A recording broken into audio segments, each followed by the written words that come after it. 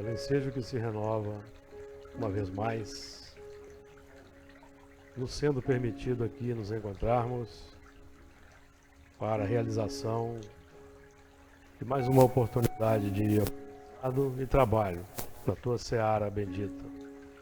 Possamos, como sempre pedimos, realizar o melhor ao nosso alcance, sendo favorecidos por Ti, por meio dos amigos espirituais que nos inspiram, orientam a nossa caminhada. Rogamos as Tuas vibrações de compaixão, de misericórdia e piedade para conosco, para com toda a humanidade, no amparo aos sofredores, aos filhos do Calvário.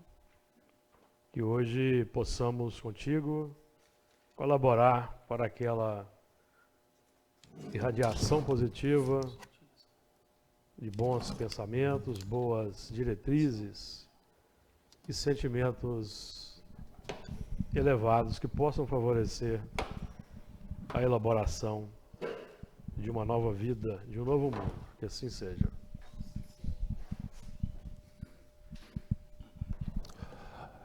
Bom, pessoal, bom dia para todos.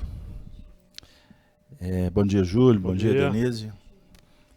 Bom dia aos nossos amigos que nos acompanham através da transmissão pela Rede Amigo Espírita, principalmente pela plataforma do YouTube, do Facebook, os nossos amigos da Casa de Kardec, que também podem acessar a transmissão através do nosso site da casa, o www.feac.org.br. Como também endereçamos um abraço especial aos amigos da Rádio Brasil Espírita de Maceió. Que todos possamos nesta manhã, sobre as bênçãos de Jesus, encontrarmos aqueles elementos que favoreçam então o nosso entendimento em torno das leis divinas. Nós estamos hoje no encontro de número 160. É um marco importante para nosso trabalho. São muitas horas de estudo.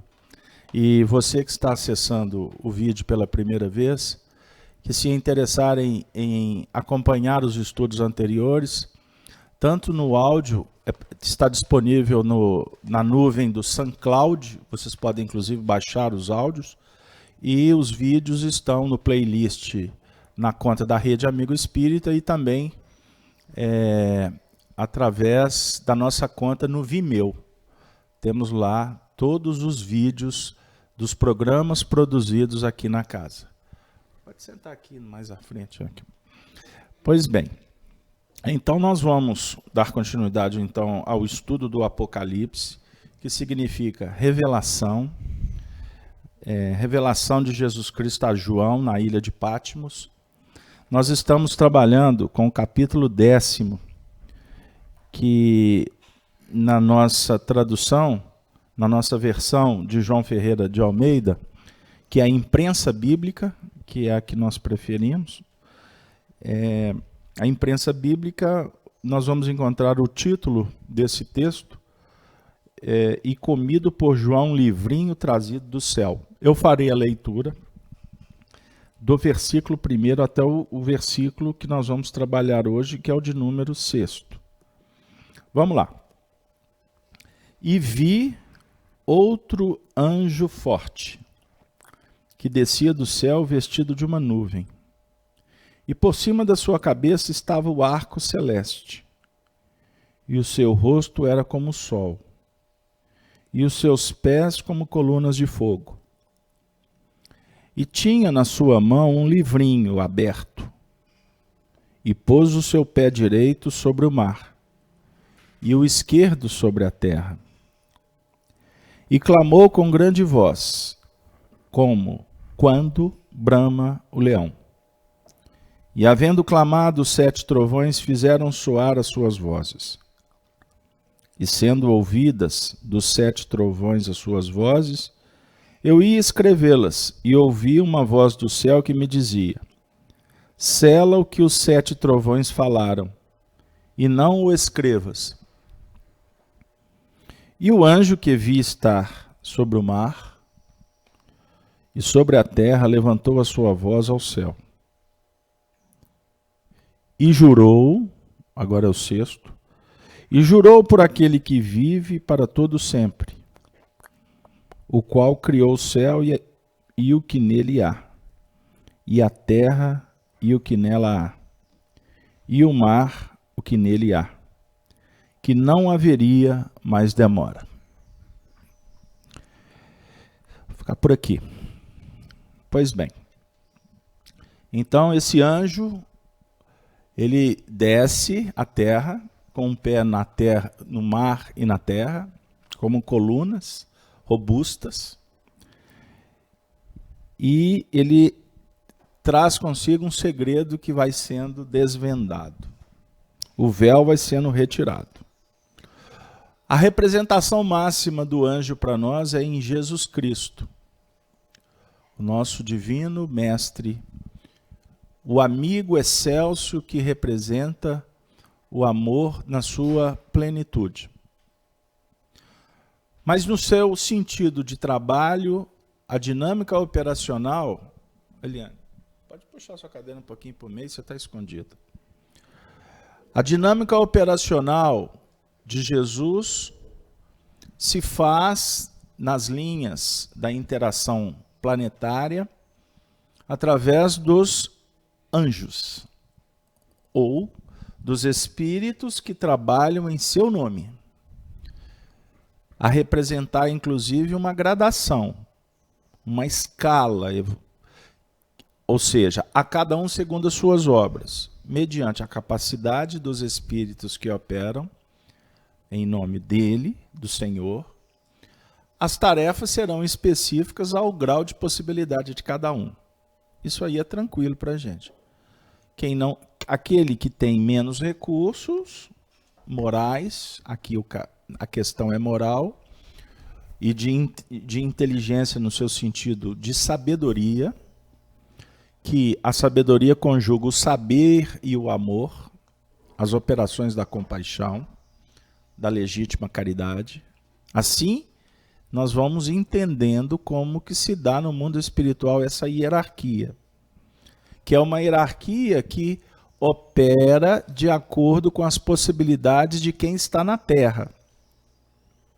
E a Terra representa também o mundo espiritual, certo? Por quê? Estar aqui ou estar no mundo espiritual é apenas um processo circunstancial. Então a Terra, ela classifica para nós, ou indica para nós a nossa posição íntima, certo? Existem espíritos que estão no mundo espiritual que estão mais adormecidos de quem está aqui. E ao contrário também, pode se dar. Então o mundo espiritual, ele, na representação simbólica dos 7 céus, que nós vamos falar aqui um pouco à frente, esses 7 céus, ou o 7º céu, define também para nós dimensões, projeções e capacidade perceptiva de interação. Então, um exemplo, o médium, ele pode entrar em relação com o mundo espiritual. Ok, isso para nós é sabido. Com Kardec, ele, no livro dos médiuns, vem falar, por exemplo, do grau moral. A influência moral do médium nas comunicações. Então, numa reunião mediúnica, nós temos aqui 7 médiuns. Os 7 médiuns vão entrar em faixas sutis das mais variadas, de acordo com a capacidade, a aptidão, não é? A sensibilidade, a elevação íntima específica do médium, certo? Mas você pode, num atendimento espiritual numa região em sofrimento, levar os 7 médiuns em desdobramento para lá, para o mesmo ambiente. Mas cada médium vai entrar na fenda que é possível para ele, de acordo com a sua capacidade de expansão mental, com o seu nível, com a sua bagagem, com as suas experiências. que nós trazemos de muitas existências. Ok? Pois bem, então o título do nosso estudo, o tema, ele tem a ver com o finalzinho do versículo, que não haveria mais demora. Ou seja, essa dinâmica operacional dos ciclos da evolução configuram para nós que o momento em que vivemos não pode haver mais demora. Demora para quê? Para a gente tomar uma decisão e entrar com sabedoria ou com sofrimento nesse último período de um ciclo que vive a humanidade. Então, nós em Apocalipse já podemos, sem problema nenhum, isso não é ilação, já é uma compreensão, não num terreno metafísico, mas comprovadamente, pelos estudos que as Escrituras nos oferecem, que nós estamos no aniversário do planeta. Esse milênio, o 7º milênio que nós estamos iniciando agora, que estamos comemorando, ele define para nós o último ano do aprendizado, dentro de um ciclo, ficou claro? De um mês. Então, a semana, nós estamos entrando no 7º dia. Aí, a quem está chegando no estudo agora pode perguntar, mas baseado em quê? Numa informação singela e de muita pujança dada pelos espíritos, quando afirmam que Adão, ou a raça adâmica, viveu mais ou menos 4.000 anos antes de Jesus. Assim eles chegaram. 4.000 anos antes de Jesus, com os 2.000 anos pós-Jesus, 6.000 anos. Então, esse milênio que nós entramos agora, na verdade, é o milênio que vai fechar essa semana. Certo? Então, quando o Livro dos Espíritos foi lançado em 1857, abriu um processo de 200 anos de uma interseção entre 2 milênios. E quando vai completar essa interseção de 200 anos? No ano de 2057. Então, essa equação, o Chico Xavier, não podemos entrar no mérito, mas possivelmente o Chico nem tinha condições de entender o que o Emmanuel estava falando. Como poderia ter essa informação? Eu não estou entrando no mérito. Só quer dizer que o Chico não tinha tempo de estudar Apocalipse com aquela dinâmica de trabalho da última existência dele. Né? Então, 2057 aqui classifica 200 anos. E no momento em que a gente está vivendo, e é natural que as pessoas queiram interpretar, então há ilações. E aí a gente incorre nas questões puramente materiais de definir datas, mas dentro de uma linha finalística. Daí surge a ideia de fim do mundo. Não é? Daí surgem essas propostas de uma intervenção divina nos acontecimentos. O sobrenatural, que Allan Kardec, basta estudar. Allan Kardec, como é que eu falo? Ele vai pulverizar essas teses quando diz assim, que os tempos de transição são tempos muito especiais, embora caracterizados por dificuldades, por calamidades, por guerras, por, enfim, abalos sísmicos, etc., porque fazem parte. E a sociedade estará sendo, na verdade, chamada para uma adesão consciente a uma nova proposta de vida. Ficou claro? Vocês estão de acordo? Se não tiverem, vocês podem debater com Kardec. Eu fico com ele. Porque intervenção divina, aí nós vamos nos modismos. A intervenção divina pode ser o seguinte: há pouco tempo falaram que ia vir uma leva de espíritos para abalar as estruturas da sociedade. Milhões, aí dá até números. Aí tem as ilações, vão vir da estrela tal, do planeta X e etc. Bom, que estão reencarnando espíritos com muito preparo, não tenhamos dúvida. Mas eles vão sendo inseridos na sociedade de uma forma imperceptível. É o seu neto, é o filho do vizinho. Aí eles vão começar a dar um banho de intelectualidade, de comportamentos extremamente sobrenaturais. Não. Porque se assim fosse, Deus estaria, na verdade, promovendo uma confusão naqueles que estão observando o processo.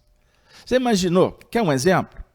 Reunião do Apocalipse, a gente começar a anunciar na internet que semana que vem o Emmanuel vai se materializar aqui, luminosamente. Olha, gente, essa quantidade de acesso aqui, olha, vai, como é que fala? Bombar.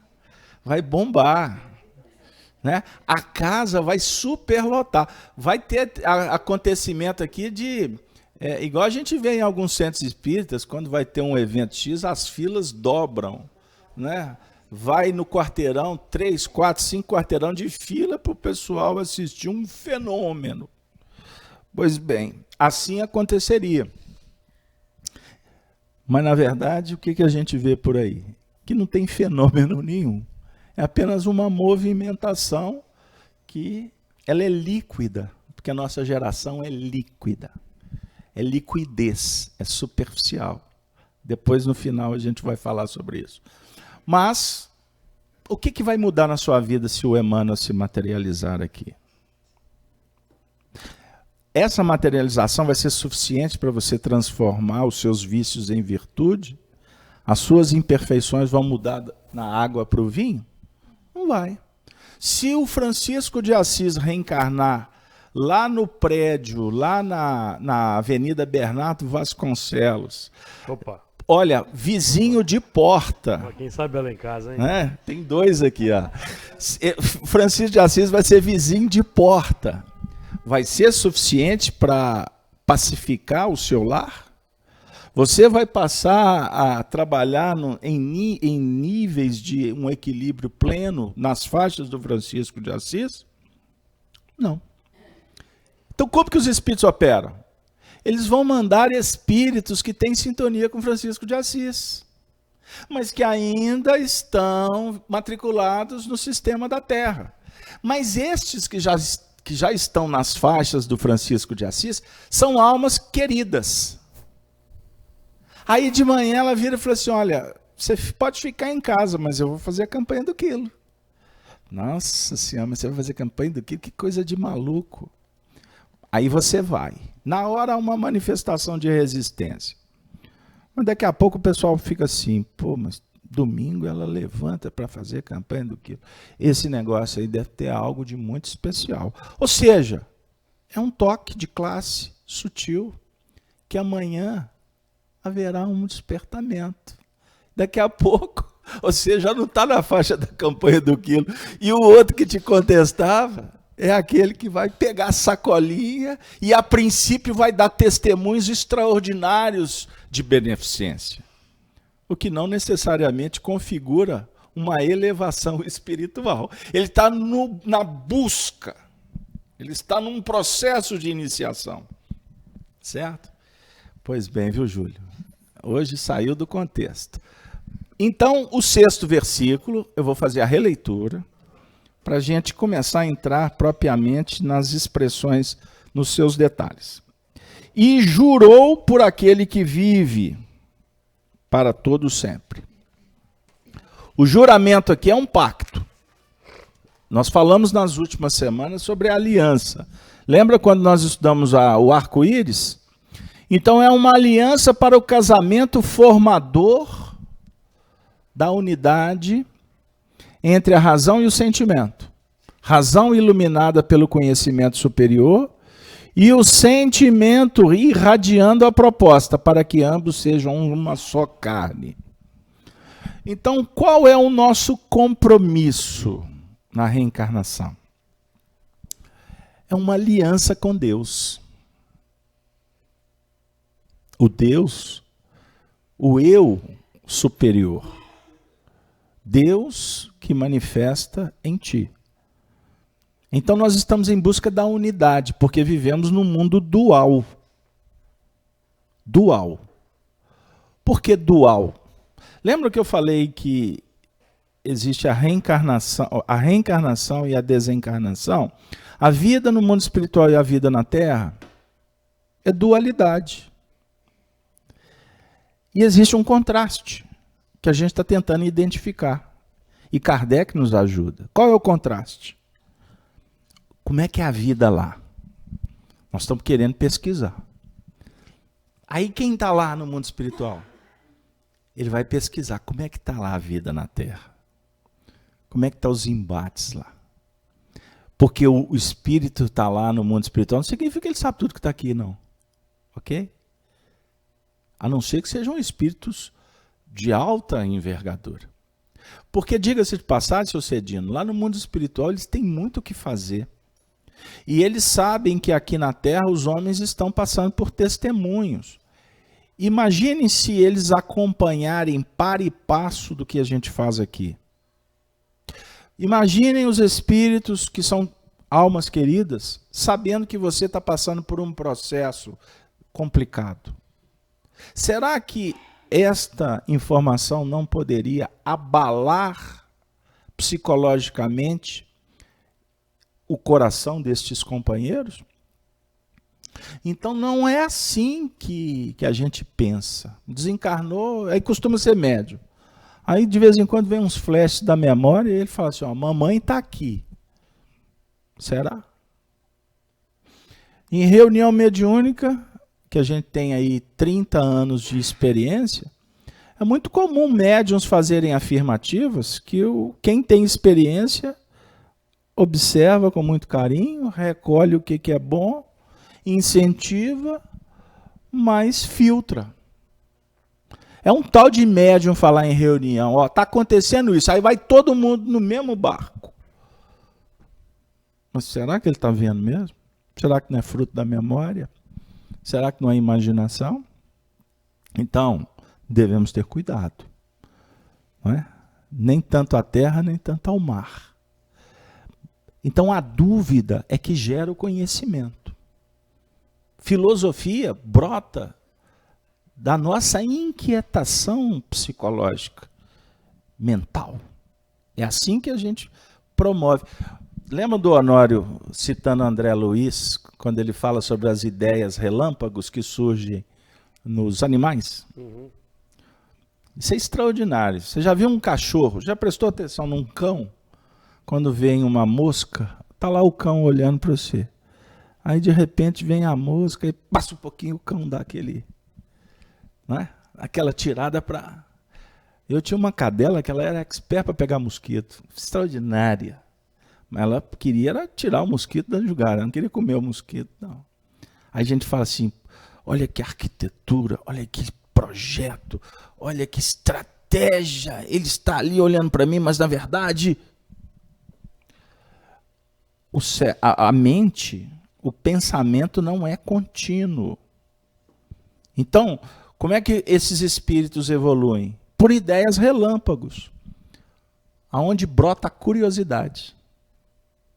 Pela curiosidade é que se descobre caminhos. Isso lá no reino da guarda. Então, nós estamos o tempo todo em busca da filosofia da vida, entender isto. Então, esse movimento do casamento é o casamento com a vida. São as propostas que nós abraçamos como desafios e oportunidades de estudar para viver melhor. Júlio. Diga. Qual o assunto? Juramento? Júlio está lá no Egito. Eu estou pensando aqui no que você está dizendo aí. E esse pacto aí, essa aliança é o fator mais importante para nós analisarmos nos tempos atuais. Porque nós temos feito essa aliança. A aliança que nós precisamos hoje realizar é a aliança com o bem e com o amor. E o bem e o amor em seu estado mais de pureza, o ideal para nós é o que Jesus apresenta, para que nós possamos estabelecer no mundo novas bases até de veiculação, fazendo alusão aí com as colunas, com os braços. Quando nós elevamos os braços ao céu, nós estamos solicitando ajuda. E vamos solicitando ajuda, e através desses braços e da mente, os braços podem simbolizar a razão e o sentimento, por onde vão descer os valores do alto, e por onde também nós vamos irradiar para o mundo esses valores do alto, transformados em ações. Então o processo vamos dizer, de alavancar o mundo para um novo estágio, não é um processo simples de ser realizado, não. É um processo demorado. Então, quando o Carlos Alberto faz essa alusão aí à transformação, à transição, que muita gente espera aí uma transição de impacto. Agora tem extraterrestre. Tem extraterrestre no circuito. Nós temos que ter cuidado, porque até para que as pessoas não entrem em depressão ao constatar que essas coisas não vão acontecer dessa forma. As coisas acontecem de uma forma natural, gradativa, e não há salto na natureza, não há salto no processo espiritual. No progresso espiritual não dá saltos. Então é importante que a gente tenha os pés no chão. Então os pés no céu e na terra, as colunas de fogo, os braços, a conjugação, porque aqueles que estão ao nosso derredor na sociedade precisam receber as notícias das boas coisas por meio das ações, dos exemplos e de uma vivência firme na seara do bem. E nós temos sido desafiados, estamos sendo desafiados hoje de todas as formas para uma vivência plena do bem, pelas redes sociais, pela televisão, na via pública, como nunca antes fomos desafiados, não é? Até numa opinião que nós vamos dar aí na rede social, é preciso a gente ter uma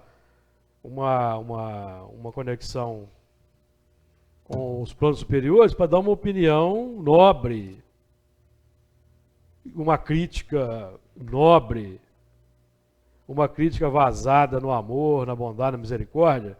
Nós podemos discordar? Podemos propor críticas? Podemos, mas qual que é a qualidade intrínseca que vamos? Então são os exemplos que vão alavancar uma nova condição para a sociedade.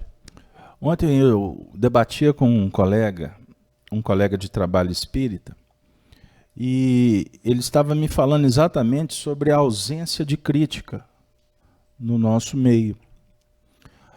Aonde se estabeleceu um sistema em que nós fomos perdendo o que Allan Kardec propôs, que é exatamente o debate doutrinário.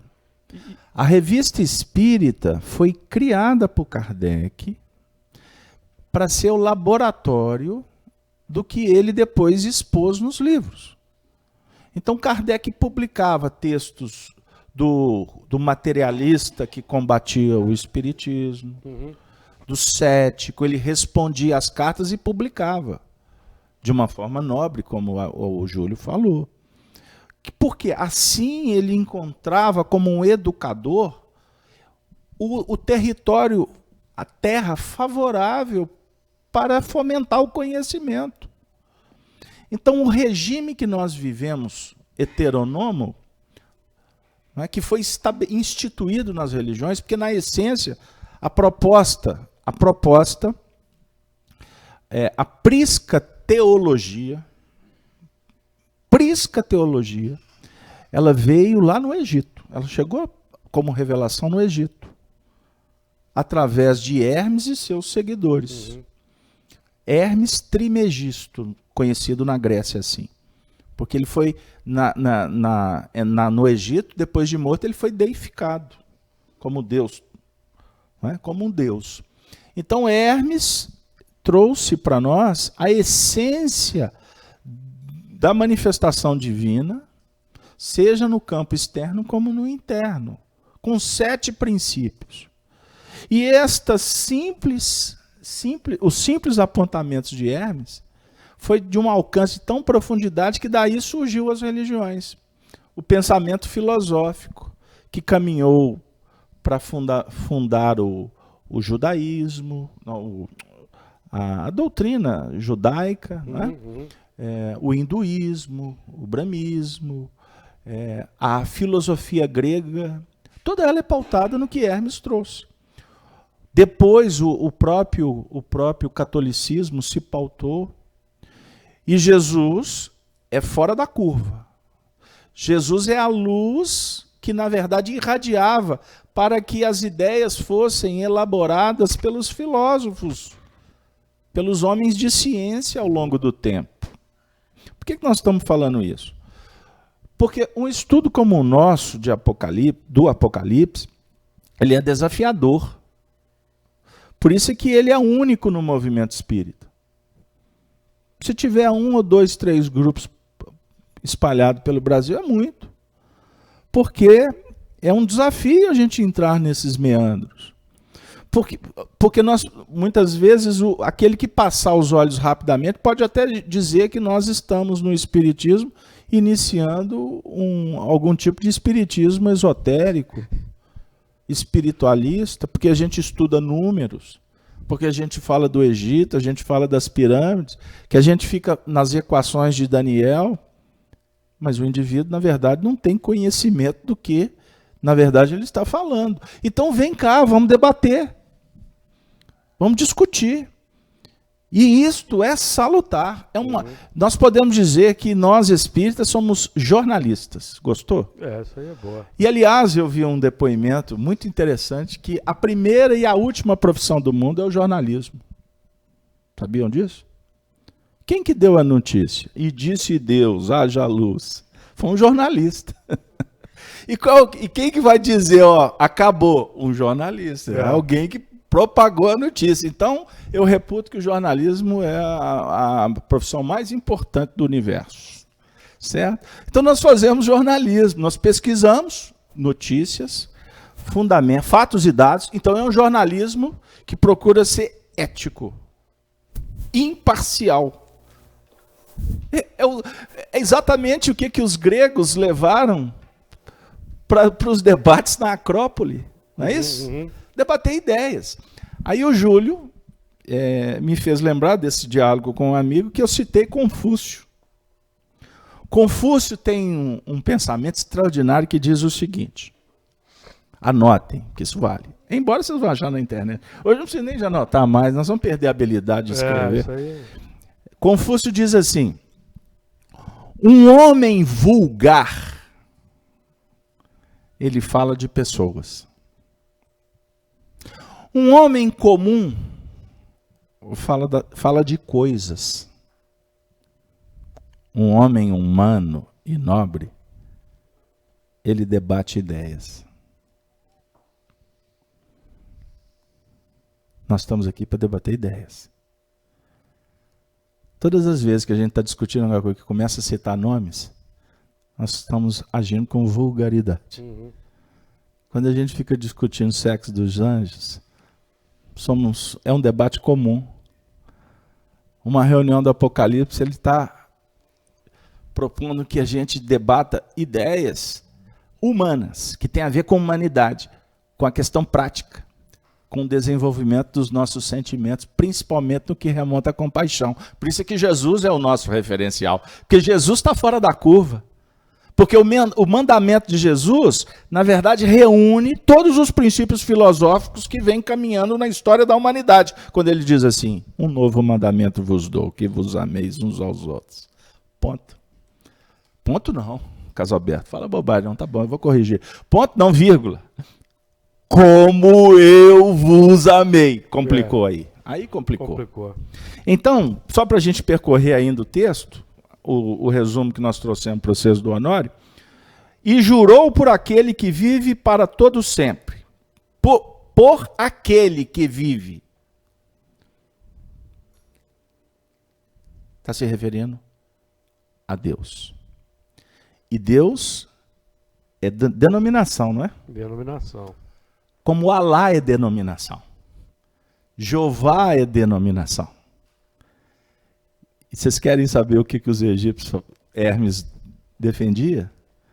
Que nós não podemos denominar o Criador. Porque aí a gente limita. E quando a gente denomina, a gente separa. E reduz também. Se reduz. Então quando eu falo assim, Jeová, o indivíduo já fala assim, Alá, ele é daquela religião. Alá, muçulmano, não é isso? Uhum. Deus, cristão. Hermes tentava expressar, porque em palavras é complexo, ele falava do todo. Allan Kardec, como um sacerdote druida, com uma alta capacidade de interpretação do hermetismo, Kardec tratava Deus como o que é Deus? Que é? Podia ter respondido eu todo, mas para efeito didático, é inteligência suprema. A inteligência suprema. E aí encaixa em Hermes, porque ele vai falar que o todo, ele na verdade, na nossa interpretação dos contrastes e da dualidade, nós vamos compreendendo como razão e sentimento. Supremo. Justiça na sua totalidade. Então é o todo. O que não é todo é parte do todo. E se é parte, está limitado. E aí o Hermes ainda falava, moço, eu vou falar do Egito hoje. Vai, hoje você vai. O Hermes falava que o universo, olha que barato, é um todo mental. Tudo é mente no universo. Isso é espetacular. Kardec dá uma dica, Júlio. Está no livro dos médiuns. E Paulo vai dizer que em Deus vivemos. E Deus vivemos e nos movemos e existimos. A matéria, na verdade, é transitória. O que é definitivo é o espírito. Olha que barato. Aí sabe como que os budistas interpretaram essa questão? Aquela proposta da permanência e da impermanência. É apenas modus operandi interpretativo de uma mesma ideia. Ou seja, Deus está em tudo. Na filosofia, na ciência, na religião. Deus está na sua vida. Porque, na verdade, ele não está na sua vida como algo à parte. Você não está à parte de Deus. Você faz parte do todo. Mas eu não estou dizendo, numa ideia panteísta, que você é uma partícula de Deus. É diferente. Porque Deus é espírito. A terminologia melhor que nos ajuda. Ele é espírito. Mas, contudo, todavia, porém, ele cria. Então ele é criador. Em Espiritismo, Kardec ensinou para nós que nós, como filhos, somos co-criadores. O que significa? Que nós criamos numa escala menor. Certinho, seu Cedino? Como vai dizer o nosso amigo Paulo Pina, causa primária e causa secundária. Nós somos causa secundária. Tem muita vaidade aí que fala assim, mas secundária eu sou tudo. Né? Aquela ideia do a ideia do universo que gira em torno da gente. Não. Nós vamos pensar assim, o convite é esse. Você é um co-criador. E como um co-criador, o que é real? O que é real? O que não muda? O espírito. Mas espera aí, Carlos Alberto, o espírito progride. Não é o espírito que progride. A essência, ela é perfectível. Perfectível. Então eu quero dizer que, até para ficar didático, o espírito progride. Porque senão vai dar contradição na cabeça de vocês. Vai dar contradição. Eu quero dizer que o espírito é puro. Tá bom, eu conserto. Eu vou diminuir a dose. O espírito é puro. Mas espera aí, puro? Puro é quando atinge o grau máximo. Aí eu estou falando da essência do eu. O eu profundo é puro. As imperfeições, elas são cultivadas por nós. A sua inteligência que traz para a sua realidade, ou para um processo cíclico, as imperfeições. É. Então, imperfeição é impermanente. A virtude é permanente. Está difícil, gente? Ninguém pode dizer assim, não deveria, né? Dentro dessa teoria, você dizer assim, eu sou egoísta. Não, você não é egoísta. Você está, né? Você está egoísta. Você está orgulhoso. Porque quando surgistes, não era egoísta e não era orgulhoso. Tanto que o egoísmo vai trazer sofrimento. Tanto é verdade que o elemento, o egoísta vai sofrer. Até que ele, opa, eu preciso para sair desse sofrimento. Aí ele volta. Vamos lembrar do Paulo da gravitação. Quem é o culpado? Aquele que faz um movimento. Ele sai Lembra da disso? harmonia. Lembra que a questão 1009 do Livro dos Espíritos? A Denise está aqui. Não é, Denise? O que fala, Denise? Fala, eu não aguento. Eu vou buscar lá. Não, eu vou deixar ela falar. Ela está inquieta. Eu estou aqui A Denise está vivendo um processo de gestação. Gestação de ideias. Daqui a pouco surge o parto. Aliás, tem uma história boa. Eu vou passar para você. Alguém chegou para o Sócrates e falou assim, Sócrates, os políticos de Atenas estão todos complicados, corruptos, tiranos. Sócrates, você como um professor, um mestre, poderia dar um banho de loja nessa turma para que eles tomem jeito.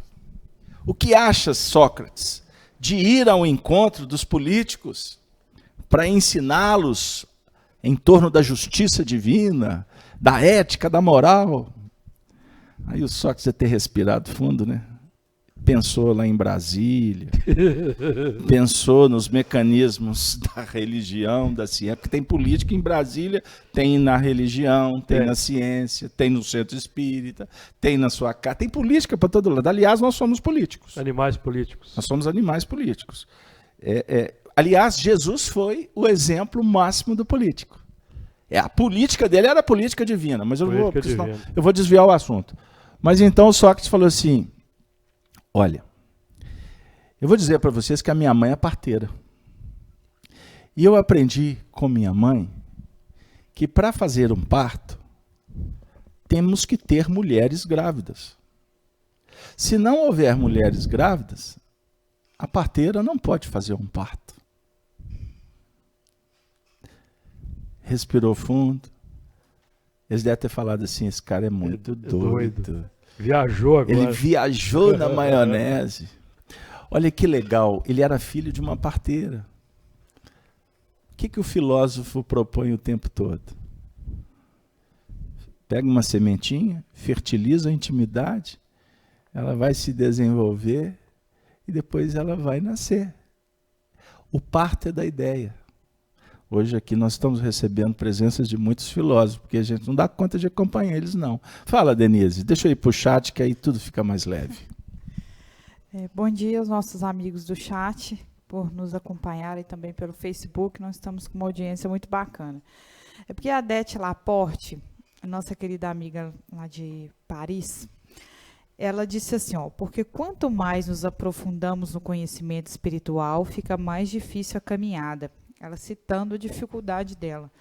E vocês falaram sobre as imperfeições, nós estamos imperfeitos. Aí eu estava aqui pensando com os meus botões, eu pensei assim, nossa, como é difícil a gente, no meu caso, eu me entrei em conexão com o comentário da Adete, de fazer essa luz, esse Cristo interno nosso, essa chama divina nossa, se manter presente. Como que é difícil. Eu me coloquei na situação dela. Último capítulo, o Júlio vai trazer uma saudação de Paulo. Última. 1 ou 2? O último capítulo Tessalonicense. Observem bem como que a Dete, desculpa, eu É mineiro, troca as letras. Lê para nós, Júlio, Qual? o primeiro versículo, até eu falar para você interromper, por favor. Tessalonicenses 1, Tessalonicenses. É a saudação final. Capítulo 5. Mas, irmãos, acerca dos tempos e das estações, não necessitais de que se vos escreva, porque vós mesmos sabeis muito bem que o dia do Senhor virá como um ladrão de noite. Puxa vida, não era isso não, mas foi bom.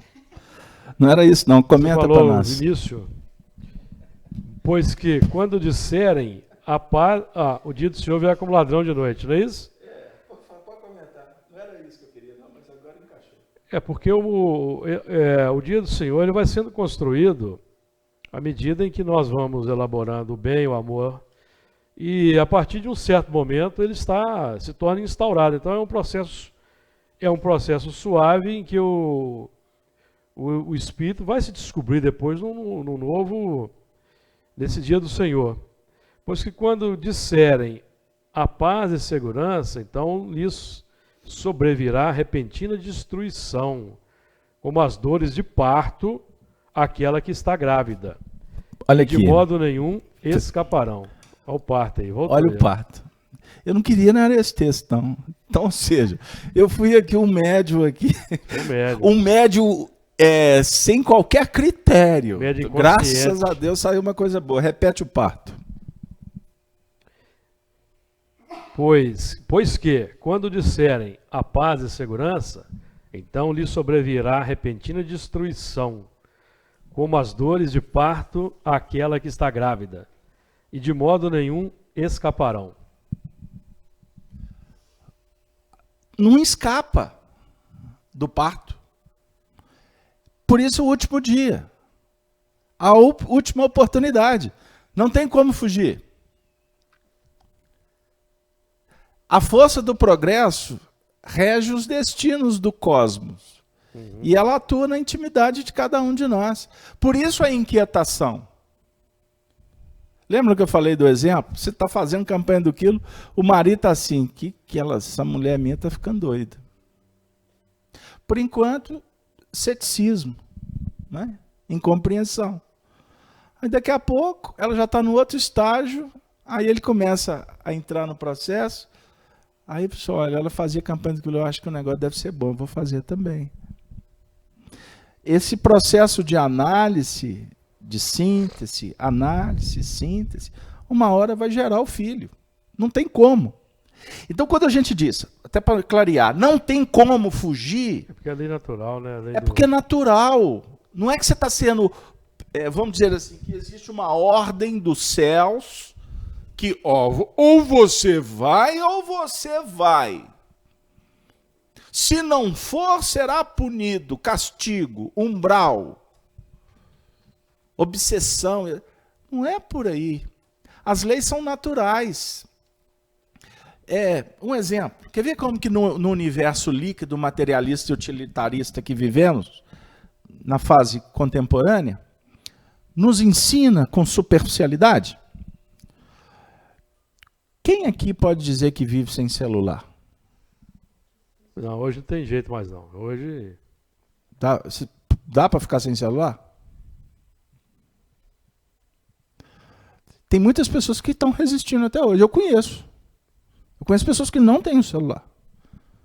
Aí eu até brinco, né? Pô, daqui a pouco você vai querer comunicar a linguagem de sinais, né? De fumaça. Esse aí vive no limbo, né? Aí o que o indivíduo fala assim? Ele vai resistindo. Mas daqui a pouco vem uma ordem. Você só vai receber o pagamento se tiver o celular. Ele falou, puxa vida, agora eu vou ter que comprar um celular. A força das coisas. A força das circunstâncias. É o que a gente relembra aqui o Leão Zálio falando. Que a circunstância faz o sapo pular. Se não tiver a circunstância, o sapo não pula. Entenderam o que a gente está dizendo? Só que o nosso debate não é no campo acadêmico, não é no campo materialista. Não. Nós estamos falando no campo moral. Nós estamos observando o que está acontecendo, um progresso daqueles que amamos. Até quando que nós vamos resistir? Resistir é tolice. É pura tolice. O indivíduo, você pergunta para ele, quantos livros que você já leu? Nenhum. Como que nós podemos exigir que o indivíduo debata ideias? Ou ele vai discutir coisas como um homem comum, ou ele fica falando mal de pessoas dentro do plano da vulgaridade. Não dá para você exigir que o indivíduo tenha uma compreensão de mais profundidade sobre o existir, o sentido da vida. Não dá. Mas os espíritos, em sua plena misericórdia, definem para nós, e agora chegou a hora do texto para Beth, ou para Det. É porque eu sou Beto, né? Então eu tenho que pôr o B. Que bobagem a minha, né? Pois bem, Paulo diz assim, nessa mesma epístola: regozijai-vos sempre. Orai sem cessar. Busca a sintonia com o alto.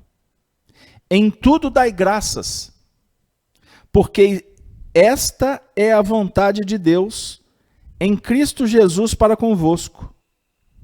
Qual que é a vontade de Deus em Cristo Jesus para conosco? Jesus diz que veio em nome dele, fazer a obra dele. Lembra? Capítulo 8 de João? Pois é. Qual que é o papel de Jesus para nós, conosco? Não é o de mestre? Um grande filósofo. Um filósofo que respeita. O filósofo se expressa. Eu separei um textinho aqui legal que vai fazer parte do próximo estudo. Eu vou trazer aqui 7 princípios pitagóricos. Olha, gostaram? Pitágoras. Sabe quais são os princípios, 7 princípios morais de Pitágoras? É o que Jesus representa para a gente. Retidão de propósitos, tolerância na opinião, inteligência para discernir, clemência para julgar, verdadeiro em palavras e atos, simpatia e equilíbrio. Jesus puro.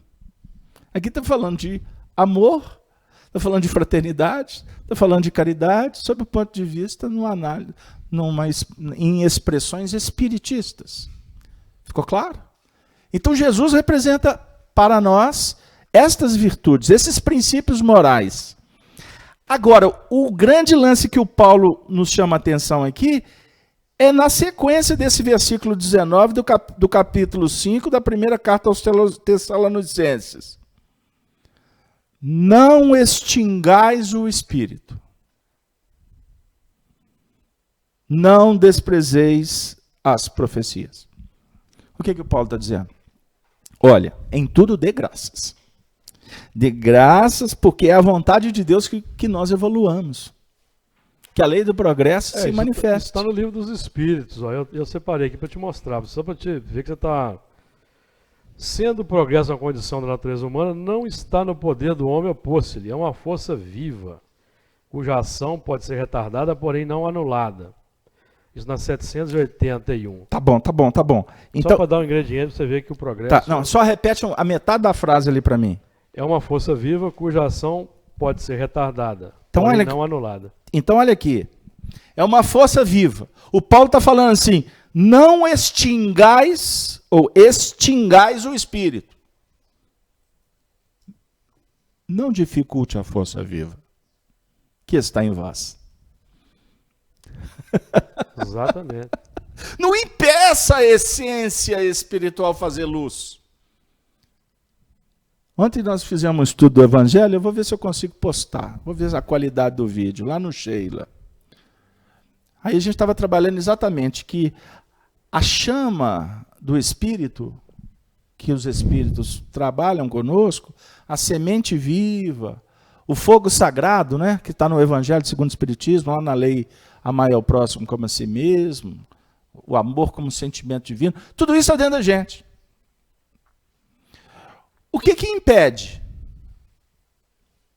Somos nós que insistimos em enamorar com a matéria. Quando priorizamos a matéria, nós estamos elegendo o acessório em detrimento ao que é essencial. Eu brinquei com a Denise hoje. Denise chegou ali na correria, né, da preparação, aí ela estava arquivando um documento.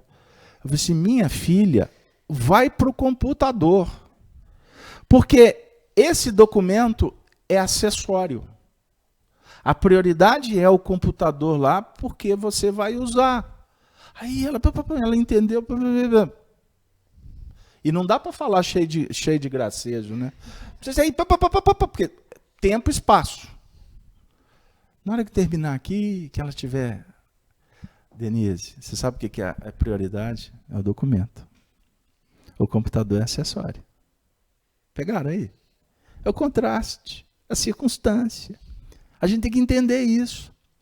Mas quando a gente fala do espírito, não significa que você vai... Não, agora é matéria e depois é o espírito. Não. O espírito está em tudo. Deus não é um todo. Deus não está em toda parte. O Júlio citou Paulo. Nós movemos, nós nos movimentamos, nós vivemos em Deus. Então nós temos que em tudo buscar o espírito. E o que o espírito representa? Vida. Para que o espírito represente vida, nós temos que trabalhar nas linhas morais. Nós temos que nos exercitar nesses planos das virtudes que nós citamos aqui, por exemplo, dos 7 princípios morais de Pitágoras. Olha que extraordinário. É filosofia pura, de vida. Você está fazendo um arroz, o menino está fazendo bagunça lá na cozinha. É o momento de você aplicar os princípios morais de Pitágoras. Carlos Alberto, agora você foi longe. Como que dá para discutir filosofia no centro do furacão, no olho do furacão, com os meninos tudo quebrando as coisas, etc. Esse é o momento. Saiba de uma verdade. E o Paulo diz, não desprezeis as profecias. O indivíduo está profecia, profeta, médium, espírito. A profecia tem a ver com ir ao centro. Profecia, nós vamos trabalhar aqui sobre o profetizar. Ato ou efeito? Ver à frente ou ver atrás. Ver fora do tempo. Certo? Isso é profecia. Nós estamos aqui nos esforçando para ver o nosso futuro, não estamos? Você não quer uma vida melhor? Então você tem que projetar a luz sob o ponto de vista filosófico. Ontem, no final do estudo, uma companheira foi fazer a prece, ela convidou todo mundo para ficar mentalizando Jesus. É plasmar uma imagem. É entrar em sintonia com uma possível imagem. Aí ela falou assim, porque Jesus é o sol. Aí já deve ter ajudado muita gente, porque não conseguia localizar Jesus na memória, aí foi para o sol, já ajudou. Mas se ela podia dizer assim, pense em você feliz no amanhã. Pense em coisas boas. E isso não tem nada a ver com essas questões de autoajuda não, tá, Júlio?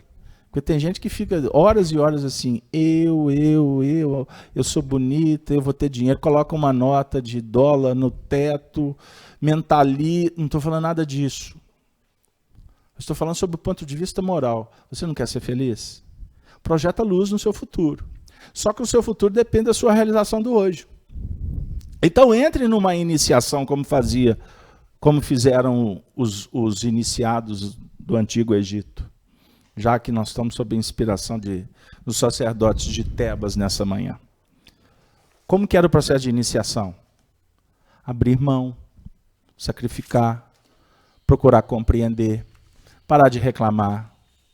Paulo está dizendo, regozijai-vos sempre. A Dete está falando, mas quanto mais eu estudo, mais difícil fica. Dete. Transição. Agora eu vou te dizer. Agora eu vou tentar te responder, porque é a minha dúvida. Quanto mais eu conheço, mas a vida fica bela.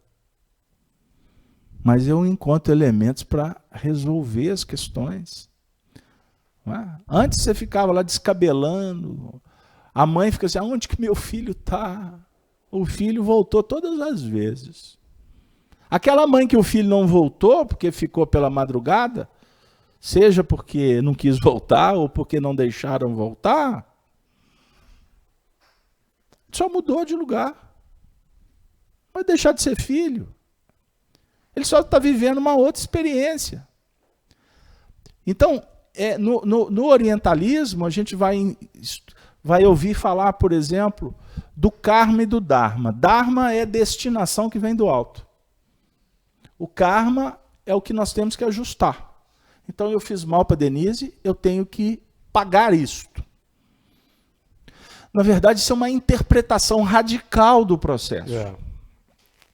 Por isso é que quando... Uma interpretação extremista. Extremista. Por isso é que quando eu ouço, eu leio, eu vejo, no movimento espírita alguém falando sobre karma, eu fico assim, pensando comigo, karma, Carlos Alberto. Karma. Em boa mineireza aqui, castiço. Você sabe o que o Hermes falava sobre o assunto? Aliás, Hermes, do princípio hermético, ele fala sobre correspondência e ação e reação. Então, para todo fenômeno, você realmente tem uma reação.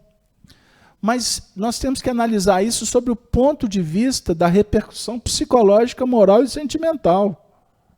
Nós temos que aprender a desvincular da questão pessoal. Vivemos em 1918 a gripe espanhola. Matou, não sei se, milhões de pessoas pelo mundo afora. Muita gente mesmo. Não é? E o processo se repete, né? A gente estava estudando isso nas equações.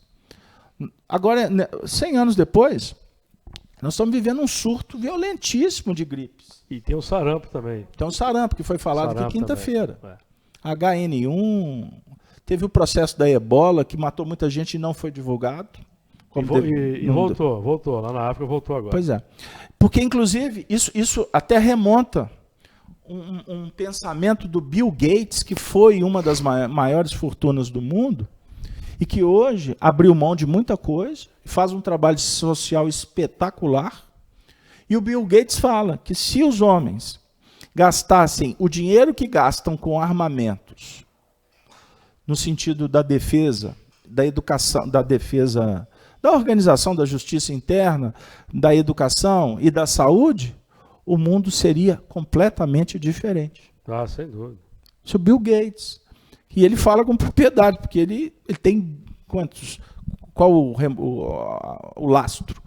Pois bem, então é uma questão básica. Aí a gente fica assim, mas então o Bill Gates podia... Ele não vai convencer, por enquanto, os outros. Porque ainda não está na hora. Tudo tem um tempo. O Júlio leu o início. Mas, irmãos, acerca dos tempos e das estações, não necessitais de que se vos escreva, porque vós mesmos sabeis muito bem que o dia do Senhor virá como ladrão de noite. E aqui no final do versículo 6 está dito que não haveria mais demora. E não havia mais demora. Então, o dia do Senhor, qual que é o dia do Senhor? O dia do Senhor... É o dia da iluminação. É o dia da iluminação, muito bem lembrado. É o dia da iluminação. E a iluminação se dá quando se conjuga o que você está sabendo e o testemunho que te visita. Adianta você se desesperar porque alguém desencarnou? Vai mudar? Só vai aumentar o problema. Por quê? Por quê? Vamos refletir. Porque nós estamos num processo de entendimento quanto às manifestações da vida. Então, desencarnou alguém, nós temos que aprender a ler o sinal. Por que fulano desencarnou? Ele desencarnou para te dar um sinal? Não. Você é que tem que procurar o sinal, ou a interpretação do sinal. Porque tem gente que está desencarnando, o outro não está vendo, que é um sinal. Certo? Para ele é um caos. Mas ele não consegue compreender que ali está tendo um ensinamento. Falando na morte, todo fenômeno da desencarnação é um grande convite para a reflexão de quem está no processo. Até quem está visitando lá, socialmente. Eu vou lá porque o parente do Júlio desencarnou, eu vou lá dar um abraço nele de solidariedade. Aí na hora que ele olhar para o companheiro lá que está sendo velado, alguma coisa vai mexer com ele. Por quê? Memória. Ele já viveu N processos de desencarnação de entes queridos, inclusive o dele. Quantos funerais que o nosso funeral que nós assistimos como espíritos, e que não foi muito fácil. Isso tudo vem. Explode. Explode. Aí o indivíduo falou assim, meu Deus, do que morreu? Assim? Uhum. Morreu de quê? Aí vem o mineiro e fala, morte morrida. Não podia ser morte matada. Isso é o mineiro, o capial lá do interior. Ele morreu. Mas na verdade ele não morreu, o que morreu foi o corpo. Certo? É um sinal. O que eu estou dizendo é o seguinte, ele não morreu para te dar um sinal. Você que tem que procurar o sinal como um toque para você repensar a sua vida. Aí eu citei outro exemplo, o indivíduo está no trânsito, ou na fila do banco. Hoje não tem mais fila de banco não, né? Não, isso é para os antigos. É para os antigos, agora o banco é virtual. Um amigo meu abriu uma conta num banco virtual, tomou um calote, aí eu gostava era do banco. Eu ia lá, tomava café, etc. Mas na fila do banco, no trânsito, você está lá, hein, seu Cedino? Você já manjou? São 2 filas. Uhum. Não, vou aumentar. Tinha porque 4. Você lembra do banco BMG, Crédito Real, ali na rua Espírito Santo? Que, você trabalhou lá. Que ficava aquelas filas quilométricas. Por que a gente sempre escolhe a fila errada? Explica isso aí também. Mas é isso que eu ia dizer. Aí você está na fila. No trânsito é a mesma coisa. Aí você olha para o lado, assim, pô, aquela fila está andando mais rápido. Aí você fica assim, pô, podia dar uma brecha. Aí você muda para outra fila. Aí quando você chega na outra fila, a que você estava, vai. Aí você fala assim, aí o místico, né? Vai falar assim, eu sou fechado, eu sou azarado, eu estou com obsessor, eu tenho que ir na igreja, eu não fui, Deus tá... Joguei pedra na cruz. Agora é espírita, né? Eu devo ter lá, eu fui romano, participei da crucificação Espetei o de Cristo Jesus. com a lança. Meu Deus, não é isso.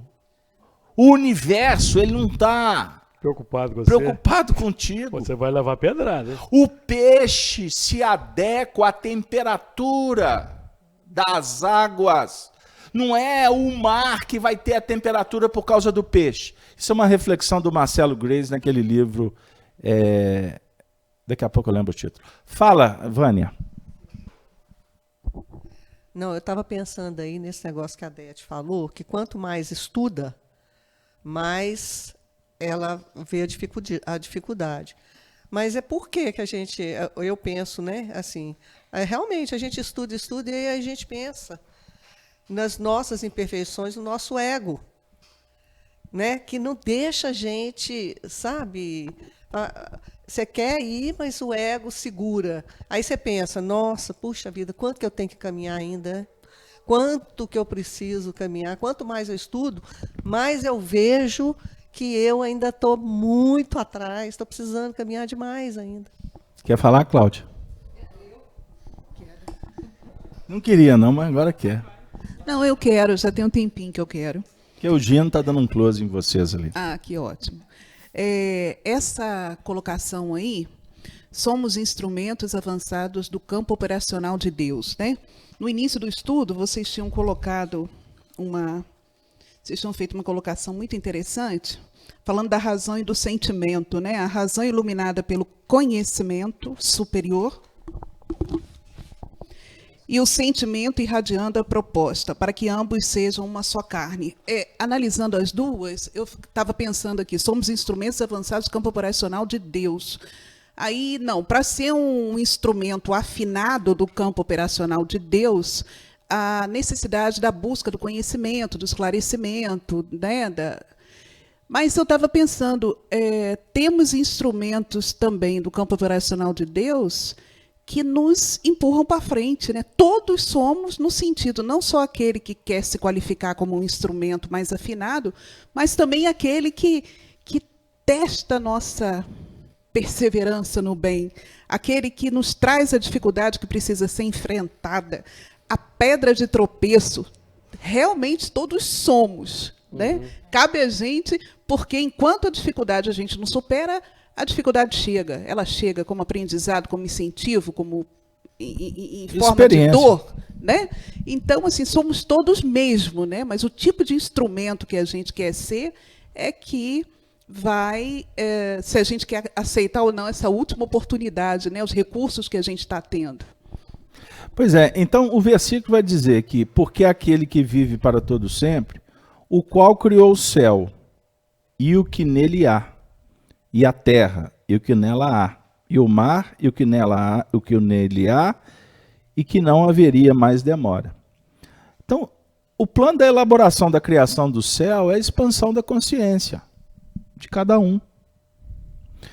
Nós expandimos a consciência quando a gente vai compreendendo que o céu é infinito. Se você não tem a curiosidade de olhar para as estrelas, por que você vai se preocupar com o céu? Não é? O que tem nele?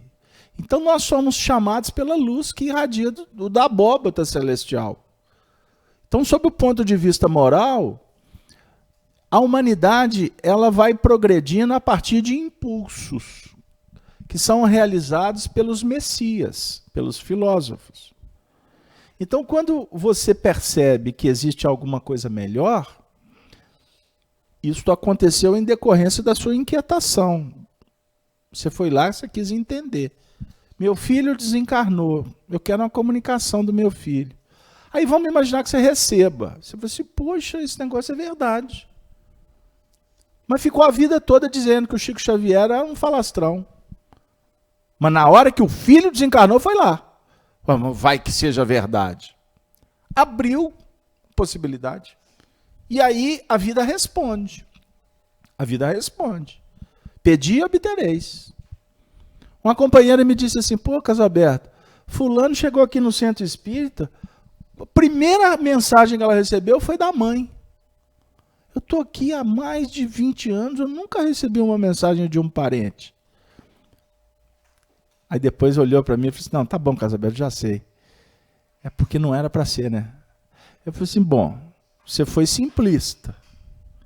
Por que não era para ser? Não afirme, não use clichê. Questione. Não, tá. Aí ela foi, elaborou o pensamento, a ideia ficou ajustada e eu vi que foi sincero. Porque a pessoa precisava mais e eu não estou mais com aquela necessidade de ouvir a voz do meu marido. Porque o que me basta é o conhecimento que Jesus, através do Espiritismo, fornece, que meu marido não morreu. Que meu marido vive em algum lugar. E que ele se comunica comigo. É possível, pelo pensamento. Ponto. Para que a mensagem do marido?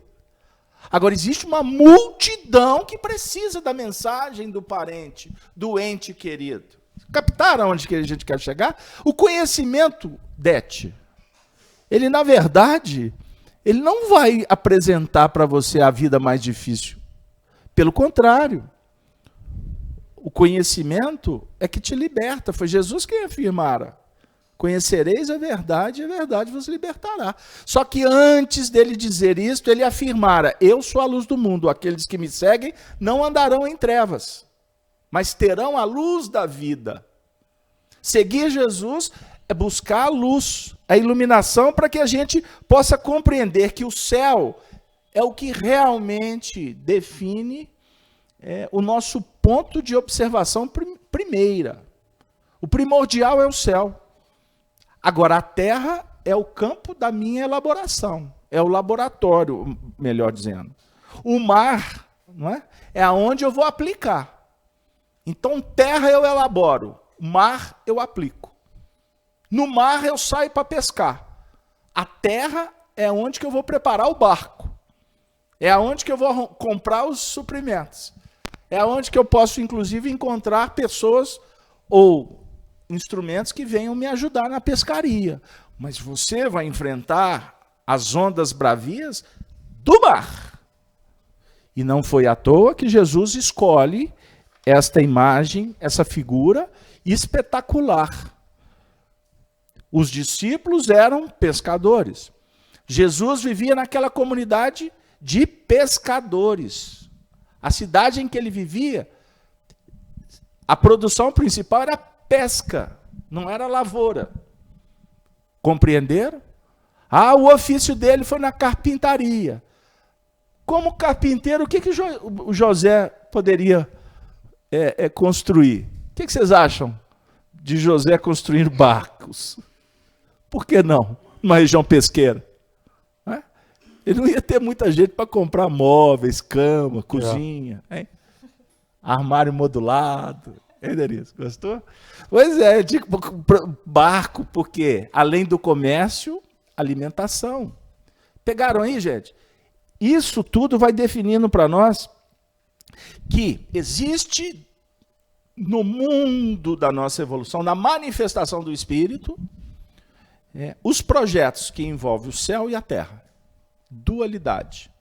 O que deve ser prioridade? O Espírito. Não pode ser a matéria. A grande massa tem na matéria a prioridade. Hoje em dia, um dos points de tertúlias, gostou da tertúlia? Isso é coisa antiga, hein? Isso é dos antigos. Tertúlia. Entretenimento é ir para o shopping. E tem shopping para todo jeito, viu, gente? Tem shopping Chavante ali, na Oiapoque, shopping Tudo Bem. É porque chama Oi, né? Aí o shopping Tudo Bem. Todo dia aparece um shopping. Tem o shopping. Cada dia surge um shopping. Sabe onde que surgiu os shopping centers? Nas ruas de Paris, Cidade de Luz. Aonde Kardec fundou a Sociedade Espírita de Paris era no meio de uma rua de comércio. Era o shopping da época. Ali começou exatamente essa ideia que a gente entende como shopping. O shopping representa o quê? Glamour, vaidade, sedução, comércio, com todas as suas expressões. E como que o shopping nos encanta? Não é? A luminosidade, o requinte. As pessoas vão passar o final de semana dentro de shopping. Mas lá tem cinema e tem praça da alimentação. Comer fast food. Observem aí. Mas é um lugar mais seguro para entretenimento, é melhor do que uma praça. Não estou entrando na polêmica. Eu estou falando do que o shopping center representa no nosso comportamento social. Utilitarista, materialista. Então, nós estamos priorizando as luzes do shopping ao invés de priorizar a luz do espírito. Vocês imaginem naquelas ruas de comércio ali em Paris, quantos que optavam por ir lá para a reunião na Sociedade Espírita de Paris para buscar a luz da doutrina espírita. Outros iam procurar as luzes do mundo. Pegaram? As luzes do mundo se apagam. Lâmpada queima. Tem blackout. Tem um determinado momento que você desliga lá o reator. Quer dizer que essa luz é lusco-fusco. Você não pode contar com ela sempre. Aliás, se tirar a luz do mundo no seu sentido material, o homem sobrevive. Hoje em dia vai ser complicado, né? Vai. Cadê o Wi-Fi, papai? Cadê o computador? Você sobrevive. Na grande cidade é pior. No campo você sobrevive sem a luz. Sobrevive ou não, seu Cediano? Agora, sem a luz espiritual, nós continuaremos com problemas existenciais, perdidos, vazios, certo? E aí, Júlio, Diga. hoje eu estou falante, você me perdoe. Não, pode falar aí, estou aprendendo. Agora já acabou, você deixando não, já passou. Eu estou aprendendo. Vocês já viram falar da geração líquida? Já ouvi falar esse termo. Então, isso é de um filósofo. Como é que é o nome dele? Bauman. Eu já fui convidado a passar por lá, embora tanta coisa que eu não dei conta ainda. Mas eu achei um artigo muito interessante que tem a ver com esse pensamento dele, que diz assim: nem todo dia é fácil, intitulado Geração Líquida. É a nossa geração contemporânea. A sua grande maioria, com raras exceções. Nem todo dia é fácil ou bom. E de antemão te digo, está tudo bem. Está tudo bem não estar bem o tempo todo. Existem milhares de pensamentos passando pela sua cabeça segundo a segundo. E além da sobrecarga interna, existe a pressão. O excesso de informação do lado de fora da gente. A falsa felicidade pregada nas redes sociais nos fazem sentir fragmentos de frustrações que podem crescer. Ou, se você é um monge, não pode esquecer. Acredite, ninguém é tão feliz quanto posta. E as suas frustrações não são tão diferentes da maioria. Latentes e escondidas nas fotografias paisagísticas e instagrâmicas. Além de toda essa balela que temos que lidar diariamente, existe a liquidez crescente nas relações. Junto com ela, a variedade de, abre aspas, amigos, abre aspas, amores, com duração menor que a estimativa de vida das borboletas. E para combater a solidão, aquela que não gostamos quando não queremos estar sós, nos colocamos à exposição nos cardápios digitais, forjando afetos, plásticos e instantâneos. Nos alimentamos de curtidas e MECs, na busca incessante de endorfinas genéricas. Estamos todos conectados nas redes, mas desconectados no emocional. Não é à toa que somos a geração que mais se deprime. Tende-se a lidar com as cobranças, excessos, mais cobranças, mais excessos. E o psicólogo padece. Em que momento deixamos as coisas simples da vida se perderem? Em que momento você deixou? Amanhã, outro dia? Outra liquidez à vista, outra pessoa, outro match, outro mundo para visitar. Café amargo, lembranças doces e incógnitas gigantescas. Nos acostumamos. Mas não deveríamos. Não estou dizendo que experimentar pessoas seja o martírio da atualidade. Muito pelo contrário. É delicioso visitar tantos universos, ideias, pensamentos diferentes do teu. Porém, experimentar apenas não é o bastante. Por isso estamos sempre famintos e inegavelmente exaustos. Seguindo o curso da sobrevivência humana, naturalmente nos adaptamos. Nos adaptamos à pressa do cotidiano, ao café meio morno, à ausência de gozo, aos fins sem despedidas adequadas. Nos adaptamos ao automático de nós mesmos. Por isso, pare agora e olhe para si. Será que é possível desligar o teu automático hoje? Porque no final das contas, caro amigo e amiga, estamos todos sós.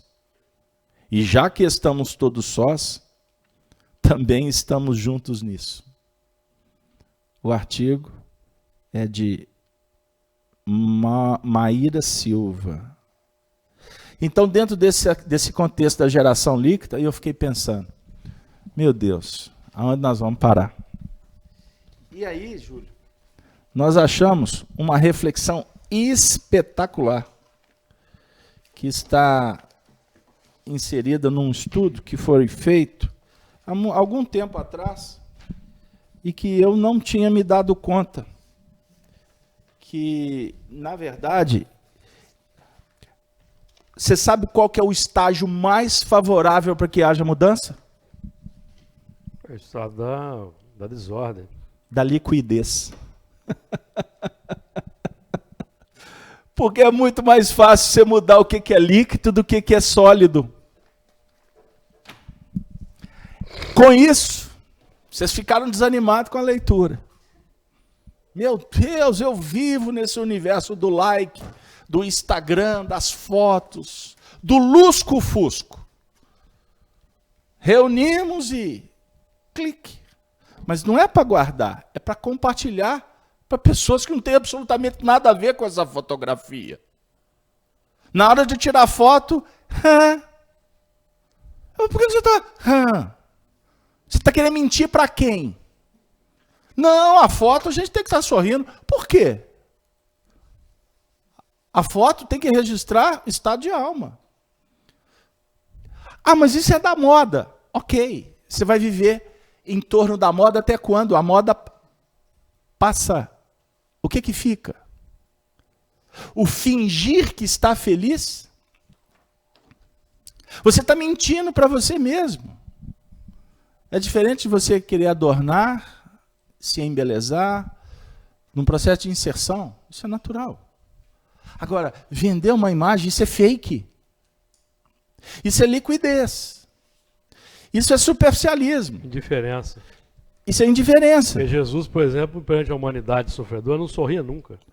Então, nós precisamos de refletir agora sobre o ponto de vista da evolução. Porque analisando, chapando o que a gente está vendo na sociedade, para não dizer que a gente vive o mesmo, se a gente chapar isso, nós vamos falar assim, meu Deus, não tem solução para isso aqui não, porque só está piorando.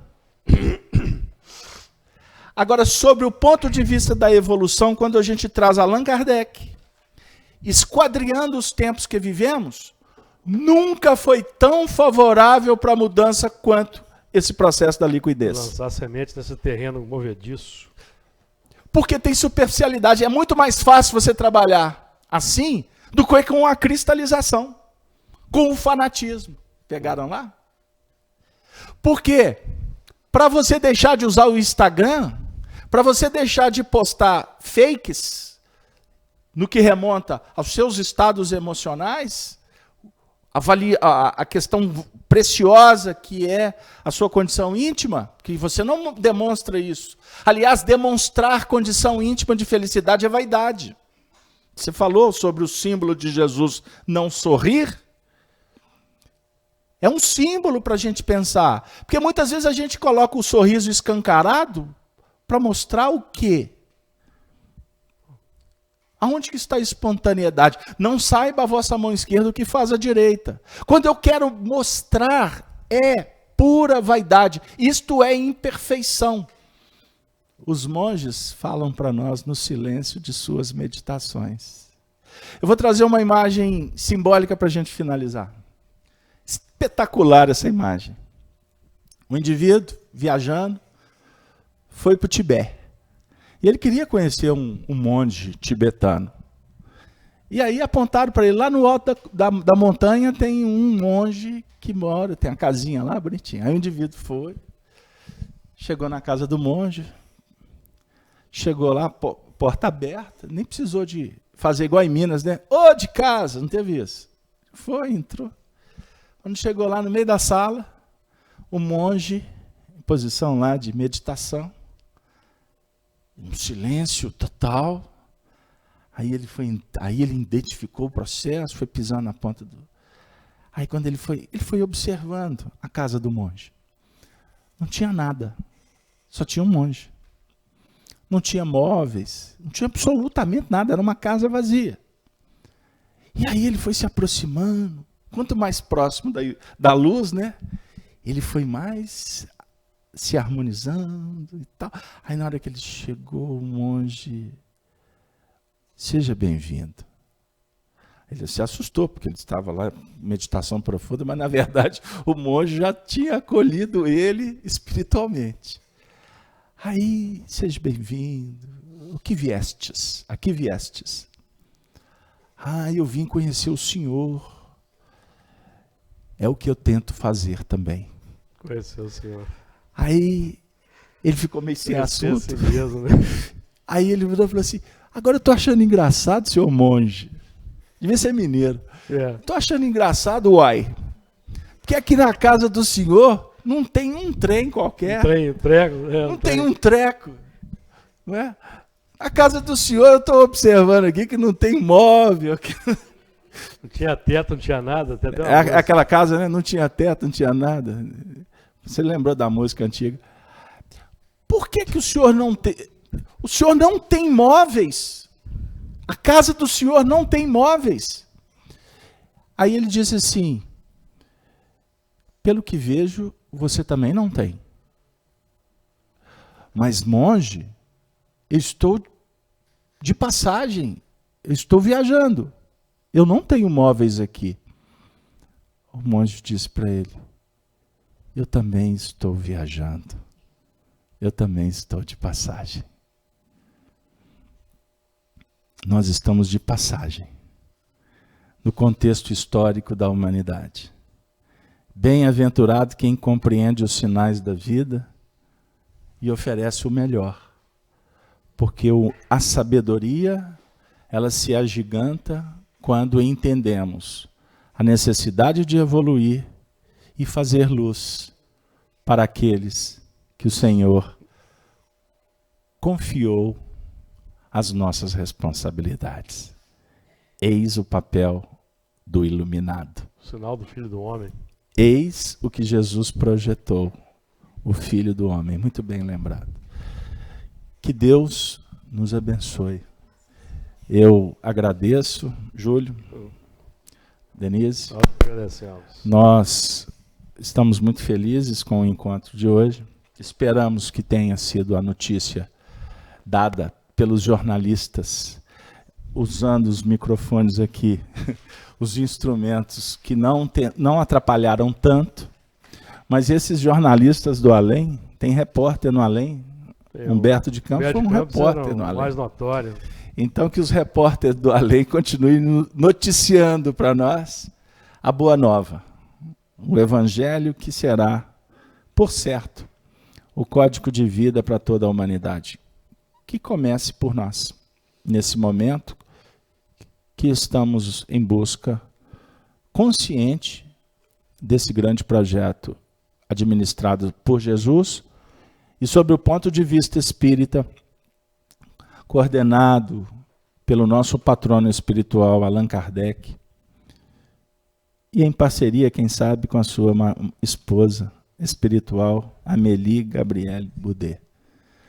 Desejo a todos um bom final de semana, que todos possam ser envolvidos, e eu gostaria de também desejar a todos os pais, né, os pais que recebam... Sábado que vem. Vai ter. Que todos os pais recebam as bênçãos do Senhor. Família é tudo. Família é a base de uma sociedade transformada. Então, que José, o pai de Jesus, nesse momento, receba as nossas vibrações respeitosas e agradecidas pela carpintaria. Olha aí, não tinha nem pensado nisso. Então, o símbolo de José fica para nós aí como aquela busca necessária no Egito para consolidar a família universal.